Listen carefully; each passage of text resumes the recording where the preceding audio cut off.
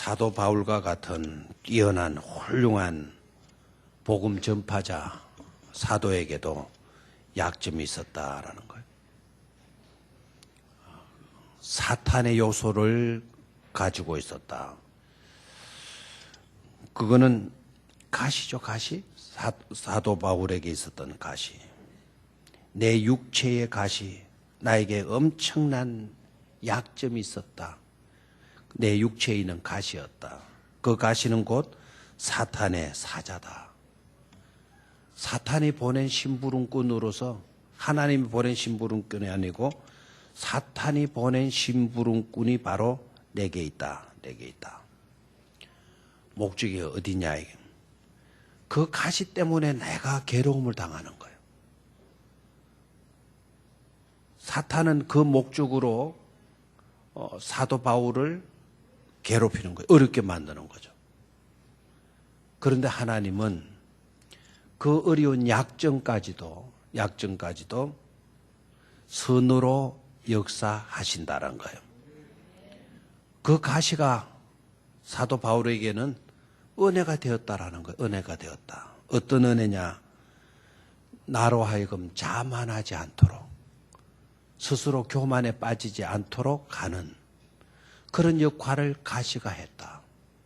사탄은 나를 괴롭힐 목적으로 나에게 그 약점을 이용해서 나를 괴롭히려고 했지만, 그러나 하나님은 오히려 그것을 통해서 나로 하여금 자만하지 않도록 하셨다라는 거예요. 그리고 그 약점의 자리, 여러분 약점 때문에 너무 실망하거나 낙심하지 마세요. 그 약점이 오히려 여러분에게는 덕이 된다라는 것을 깨달아야 돼요. 그 약점이 있다라는 것 때문에 내가 자만하지 않을 수 있다라는 거, 교만하지 않을 수 있다라는 거, 내가 까불지 않을 수 있다라는 거, 이거 은혜입니다. 은혜입니다. 그런데 더 중요한 거는 그 약점의 자리에 하나님은 오히려 은혜를 베풀어 주셔서 하나님의 능력이 머물도록 해주신다라는 거예요. 그 8절 끝부분을 봐요. 이는 그리스도의 능력이 내게 머물게 하려 함이라 그랬어요. 거기 밑줄을 한번 꺼놓을래요? 이는 그리스도의 능력이 내게 머물게 하려 함이라. 내 약점의 자리가 어떤 자리냐? 내 약점의 자리, 내게 불리하고 내게 어렵고 하는 그런 것이지만은 바로 그 자리가 어떤 자리가 되는가 하니까 그리스도의 능력이 머무는 자리가 된다 이 말입니다. 감사하잖아요, 그죠? 그리스도의 능력이 머무는 자리. 그러니까 우리가 사람들을 볼 때에도 그런 안목을 가지고 볼 필요성이 있어요. 내게 있는 약점 뿐만 아니라 모든 인간은 온전한 인간이 없어요. 다 겪어보면 그 사람이 그 사람이에요. 그런데 그러면 그 사람이 그 사람이라고 해서 무시하고 천시할 것이 아니라 남들을 이렇게 보는 거죠. 상대방에게서 약점이 보이게 되는 거예요. 부족함이 보이는 겁니다. 그러면 그 약점 때문에 그 사람을 무시하거나 멸시하면 하나님 앞에 잘못하는 겁니다. 그 약점이 비치게 되어지면 이렇게 보는 거죠. 아하, 저 사람에게 있는 저 약점이 바로 그리스도의 능력이 머무는 자리구나. 아멘입니까? 그 사람에게 있는 그 약점은 그리스도의 뭐가 머무는 자리다? 능력이 머무는 자리로구나. 그렇게 보는 거예요. 그렇게 보면 그 사람이 이해될 수 있잖아요. 수용될 자 있잖아요. 그리스도의 능력이 머무는 자리, 바로 저 자리구나. 그 사람을 우리는 사랑하게 되어질 줄로 믿습니다. 그리고 약점의 자리, 이 약점의 자리 때문에 사도 바울은 가시의 문제를 두고 하나님께 간절히 부르짖기를 몇 번 기도한 것으로 되어져 있죠. 자기에게 이 가시를 좀 없애달라고, 이 약점을 좀 하나님 보완해달라고 하나님께 몇 번 기도했다 그래서요? 3번 기도했다 그랬어요. 저는 생각해 봐서요. 사도 바울이 그런 육체의 가시를 갖고 있었다면, 사탄의 사자를 그가 가지고 있었다면 꼭 3번만 기도했겠냐? 저는 그렇지 않다고 생각이 돼요. 여러분, 여러분의 있는 삶 가운데 아픈 데가 있다 합시다. 만약에 위암을 앓았다. 만약에 여러분 관절염을 앓고 있다. 뭐 디스크를 갖고 있다. 류마티스를 갖고 있다. 아니면 심각한 피부병에 걸렸다. 그런 약점이 내게 있다 그러면 여러분 3번만 기도했겠어요? 아마 기도할 때마다 그 기도하지 않았겠어요? 이 사도 바울이 정말 대단하다 싶은 생각도 들어요. 우리 같으면 늘 기도의 제목이 자나깨나 그 기도의 제목일 수밖에 없었겠는데 3번 기도했다. 그것도 간절히 가시 문제 해결해 달라고 하나님께 기도했다. 그렇다고 한다면 일단은 잘 믿어지지는 않지만 사도 바울이 그만큼 많은 기도의 제목을 갖고 있었던 게 아니냐. 복음 전파에 대한 기도, 여기저기 다니면서 교회를 개척하고 교회를 설립했던 그 교회들을 두고 기도하다 보니 자기 자신을 위한 기도는 정작 심각한 문제를 두고 정작 3번 정도밖에 기도를 못한 것이 아니겠는가. 그만큼 기도의 제목이 많았다. 자기 자신을 위해서는 그 중대한 문제를 두고서도 3번 정도밖에 간구하지 못할 정도로 그에게는 기도 제목이 너무나도 많았지 않겠냐. 가만히 생각해 보면요. 사도 바울의 선교 영역은 정말 대단하잖아요. 소아시아 7교회, 우리 교회에서는 공식적으로는 이번에 처음 우리 청년부가 성지순례 다녀왔어요. 터키 쪽의 일부분 몇 교회들을 다녀왔어요. 불과 3개 교회, 4개 교회 방문하고 왔습니다만은 그것도 좋은 리무지 대형 버스, 그것도 벤처 회사에서 만든 정말 큰 대형 버스 타고 우리가 이스탄불에서 이즈밀이라고 하는 곳으로 내서 이즈밀에서 가파도키아 에베소 교회까지 나가는데 그 좋은 리무진 버스를 타고 12시간을 횡단해 갔어요. 12시간. 우린 최고급의 리무진 버스 타고 12시간. 그때 당시 사도 바울은 그 머나먼 길을 걸어서 선교했을 거란 말이에요. 걸어서.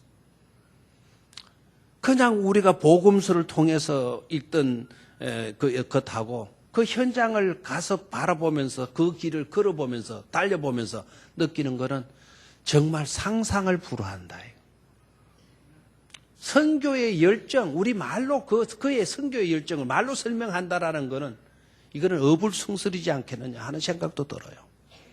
그렇게 선교의 열정적인 것을 가지고 선교하다 보니 정작 자기 자신을 위해서는 3번 정도밖에 기도를 못한 것이 사실일 것 같아요. 느껴졌어요. 그렇게 되어지면서 바울이 새롭게 보이고 바울이 굉장히 존경스럽게 보이더라고요. 자, 그런데요. 사도 바울이 3번 기도했는데 하나님께서 사도 바울의 가시를 빼주었나요? 빼주시지 않았나요?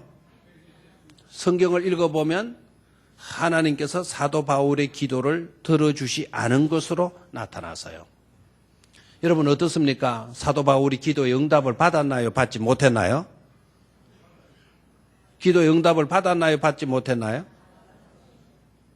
가시를 빼달라고 기도했는데 빼주셨어요? 안 빼주셨어요? 안 빼주셨어요.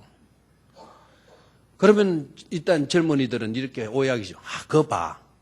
하나님께 메어달래 기도하면 하나님이 다 들어주신다 그래 놓고도 왜 하나님이 바울의 기도를 다 들어주시지 않았느냐. 우리의 기도를, 그렇다면 우리의 기도를 어떻게 하나님 들어주시겠나. 바울이 그렇게 기도했는데도 들어주지 않은 하나님 어떻게 우리의 기도를 들어주시겠나. 우리 같은 믿음 없는 사람의 기도를 들어주시겠나.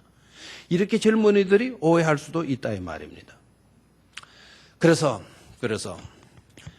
영국에 어느 유명한 목사님이 계셨는데 그 목사님이 집회를 하는데 그날 하나님은 우리의 기도를 들어주십니다라고 강하게 설교를 했어요. 수많은 영국 젊은이들이 그게 은혜를 받고 막 비전을 갖게 되었어요. 그런데 한 젊은이가 웃기고 있네 그런 거예요.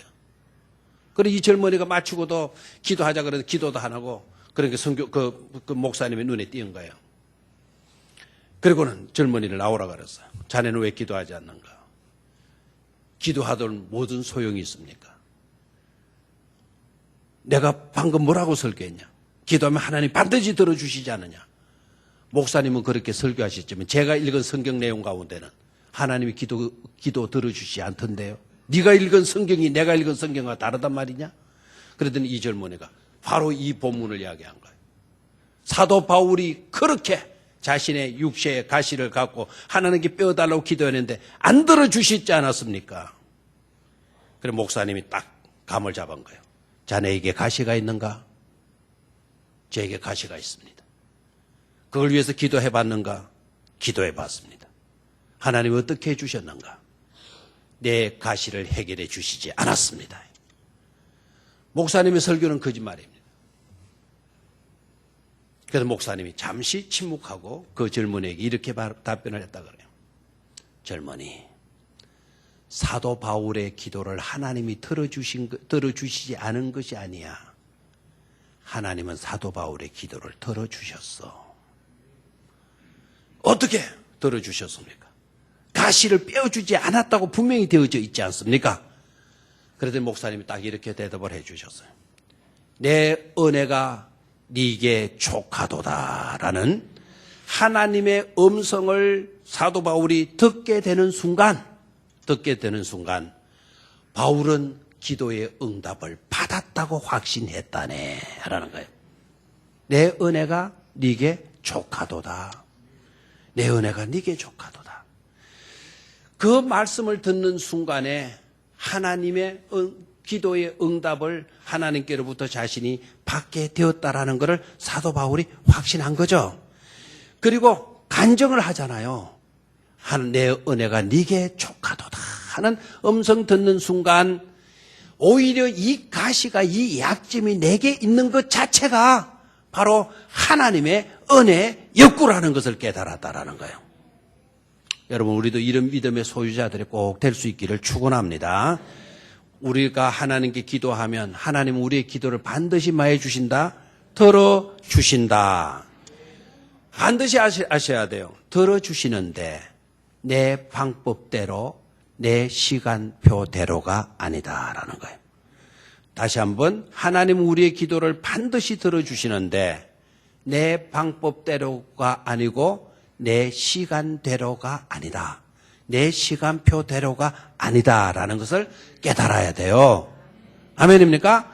그러니까 하나님 이 가시를 옮겨 주십시오라고 기도하면 하나님이 그 가시를 어떻게 처리하실지 그 방법은 하나님 소관이다 이 말입니다.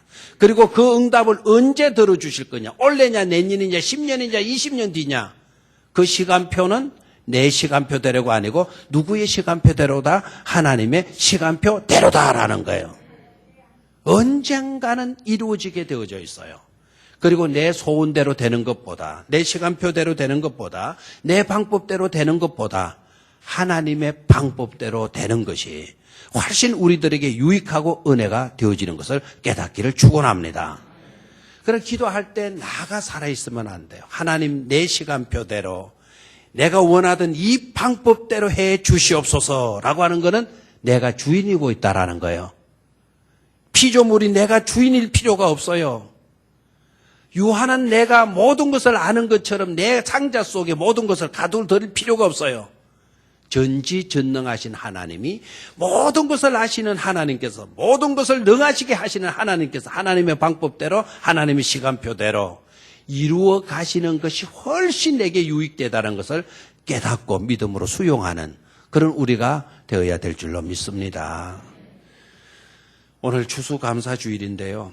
추수감사주일인데 내게 감사거리가 없을 수 있을 것 같아요. 가진 것도 없고 회사도 제대로 안 돌아가고 가정 형편도 어렵고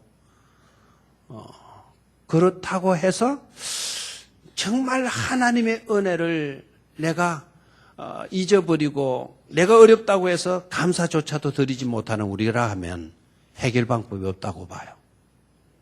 낮에도 말씀을 드렸지만 어려울 때일수록 감사로 어려움의 고리를 끊을 수 있어야 될 줄로 믿습니다. 어렵다고 자꾸 감사까지도 흉년 들어가지고 감사도 못하게 되면 계속 어려움의 사슬로 이어져 갈 수밖에 없어요.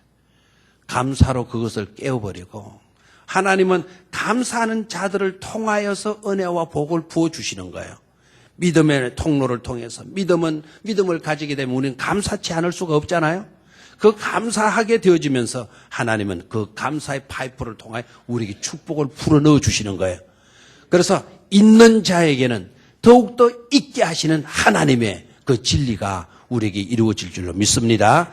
불평이 있으면 불평거리가 많아지게 되고 감사 있으면 감사거리가 많아지게 되어져 있어요. 있는 대로 하나님은 더 있게 되시게 하시기 때문에 그렇죠. 이왕이면 원망 불평으로 살아서는 안 될 줄로 믿습니다. 조금이라도 한 번이라도 감사로 살아가실 수 있게 되기를 축원합니다. 감사로 살다 보면 더 있게 해주시는 하나님의 복을 받고 저와 여러분들도 감사의 부자가 되어질 줄로 믿습니다. 그런 축복된 자들이 될 수 있기를 주의 이름으로 축원합니다. 하나님 고맙습니다.